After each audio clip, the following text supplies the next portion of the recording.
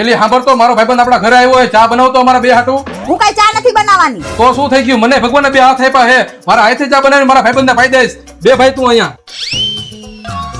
લે ભાઈ પી ચા ભાઈ આપણે 2 દી પછી ફરવા જવાનું છે બધી તૈયારી કરી રાખી છે ને તે હા લે તો હું ભૂલી જ ગયો તો આ સાંભળતો એલી મારી બધી નવી કપડાની જોડી ધોઈ નાખજે હું કઈ કપડા નથી ધોવાની. તો શું થઈ ગયું મને કપડા ધોતા આવડે હે આખી જિંદગી મેં કપડા ધોયા હે ભાઈ તું ચા પી હમણાં હું આવું કપડા ધોઈને